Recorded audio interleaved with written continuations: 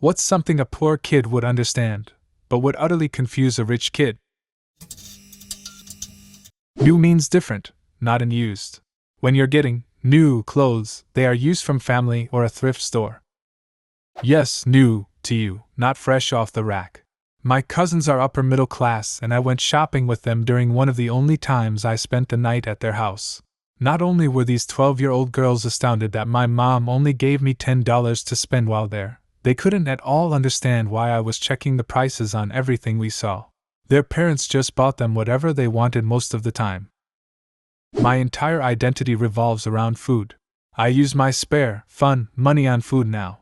I give gifts of food, I take friends out to eat. I give people their favorite snacks and candy bars as little surprises. We never had enough as a kid, we went hungry every damn day. And now, I express myself through food. I'll bring friends dinner, I'll bake people's favorites, I'll bring my coworkers entire casseroles, I'll take huge pots of soup to our neighbors.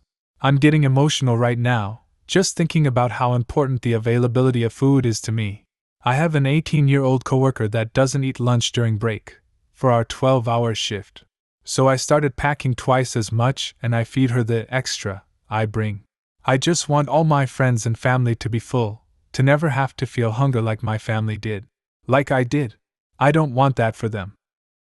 Watching the rest of the class go on class trips or vacations while you stay home and or work. Paying bills before the age of 18. Getting your paycheck and handing it over to your mom when you get home so the water and electricity stay on that month.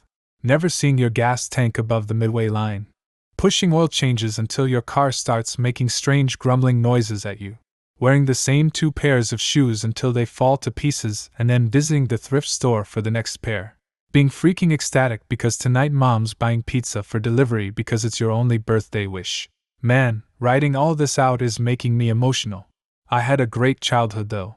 My parents never let us forget we were loved, so being poor wasn't something we really noticed except when strangers or people at work school treated us different for it. Buying food, not for taste or preference, but for the price point and how filling it is. Having sleep for dinner. Sugar sandwiches for dinner. Butter, sugar and bread. We thought it was like dessert for dinner, but my mom told us recently it was because we didn't have any food. For us, we had butter and sugar toast for breakfast, since my dad needed the milk for coffee and we were out of peanut butter and jam. Brought it to school for lunch a couple times too, though normally we're out of food. Lunch was jam or plastic cheese sandwiches. My parents always managed to find something for dinner, even if it was just a grilled cheese sandwich each. Waiting around in a laundromat. My favorite laundromat memory, some random hobo guy was pestering people in the store, because he knew they all had quarters. So he'd pretend to start up a conversation with them, and then he'd start up his sob story and ask for change. I saw him doing this so many times. One day he walks up to me and points at my Green Lantern shirt, and uses that to start a conversation. "Oh, you like that Green Lantern?" And I realized that this was just his act chummy before asking for money conversation, so I decided that if we were going to have a fake conversation that I'd beat him at it. I enthusiastically went on and on about comic books, being sure to never let him get a word in. And then at the end I was like, "Oh hey buddy, do you have any quarters for the machine? I seem to be out." And he gave me the best "you fucking troll" glare I've ever seen. I just beamed at him with my best cheery nerd face. White bread toasted with butter and garlic powder equals poor man's garlic bread. That going to the nearest beach is a vacation. The guilt versus gratitude relationship fight you have when your friends share their food with you. Because on one hand you never have enough money to buy enough food to be fully sated, so that extra from your friends is awesome. But on the other hand you understand how awful it is not to have enough food at lunch, and you don't want to put your friends in that position. My dad always told me that if someone needs food, always give it to them even if it means you'll be a little hungrier that day. You might be less full for a day, but they could be hungrier than that the whole year, and you'll never know. He always gave me extra money when going out to cover my friends if they needed it, and whenever we took my friends out as a family he would never hesitate to pay for their meals so that they could eat whatever they wanted to. I didn't grow up very rich either, so it's not like we just had money lying around. My dad just knew what it was like not to have enough to eat. He owns a very well-known restaurant now and will often let homeless people eat there for free. He's caught a few people who dine and dash often at the bar area, and that's the only time he kicks them out. He tells me, if they need food, then they can come and eat whichever food they'd like. Food and water is necessary, but alcohol isn't. Every time you get a little bit ahead, an extra $100 or so, and being able to relax and breathe a bit. Next day something goes catastrophically wrong with the car, or an appliance, or an unexpected late charge on something you forgot about. It never ends. One step forward, two steps back. I was a poor kid who was lucky enough to go to a good high school. The downside of that was growing up next to entitled brats. I've seen a girl throw her brand new gold iPhone across the room and not bat an eye because her parents would buy her a new one. Sure enough, the next time I saw her she had one. These are the same kids that crash the new cars they get for their birthdays, get manicures, facials, and eyelash every week despite never working a day in their lives. On the other side, I was scared when I ripped the strap off the backpack I had been using for 4 years. I sewed the damn thing up because I didn't want to stress my mom out with having to find a new one for me. I used it for 2 more years through college until it finally kicked the bucket, and I was able to get a new one. Ha ha ha ha ha, I feel this to an even more disgusting degree. I was an upper middle class kid at a decidedly upper class high school. Not the same as being poor, I've never been hungry or anything, but everything is relative, and I saw some excess that made me so angry.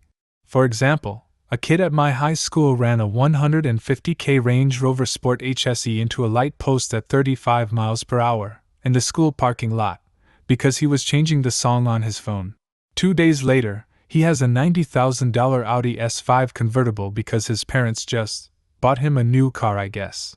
So many house parties in $1 to $10 male houses that were the spare beach investment house, and my parents don't care what happens to it. Like their parents bought houses to park money and then let the kids party in it. It was like living the Wolf of Wall Street except the high school version, and I felt very out of place. Putting water in shampoo bottles to make it last longer. I don't know what level mix you are talking about, but there is no sense letting the coating inside the bottle go to waste. Add a little water, shake it up, and let it settle to get at least 4 or so more washes out of it. I have a diluted bottle now with 3 to 4 more shampoos left in it. I'm not poor, I'm Scottish. Now if you'll excuse me, I need to put this toilet paper out on the clothesline. It has 1 or 2 good wipings left in it. How bad it feels when a non-poor kid, even up to adulthood, mentions doing something expensive casually, or worse, makes a big deal about you never doing it. Like 1. Flying. 2. Going to another country. 3. Going to Disney World. 4. Going to a hibachi restaurant or fancy steakhouse. 5. Doing camps programs that cost money at school or during the summer. You've never ______? Seems so confusing to them that it's true and never crosses their mind you might feel self-conscious about it. Hint, everyone does. Being really young and getting excited about the power cut, lighting candles, etc., when really it was because we couldn't afford electricity. Good on your parents for making it a fun event instead of burdening you with the sadness of it all. Definitely, I didn't have much of a sheltered childhood, but I'm glad I didn't know the reason for this. They are actually some of my best memories of all of us huddled around a candle, toasting a small marshmallow on it, and sharing ghost stories. 6-year-old me couldn't have been happier, haha. Seldom or never travel abroad.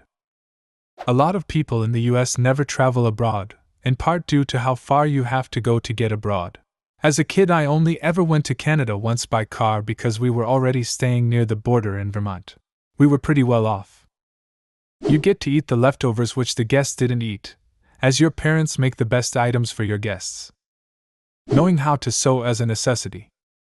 I've fixed countless shirts and pants, even my couch. Everyone needs to learn this. My favorite tip is if you're patching something by hand, stabilizing it with an embroidery hoop makes things so much easier.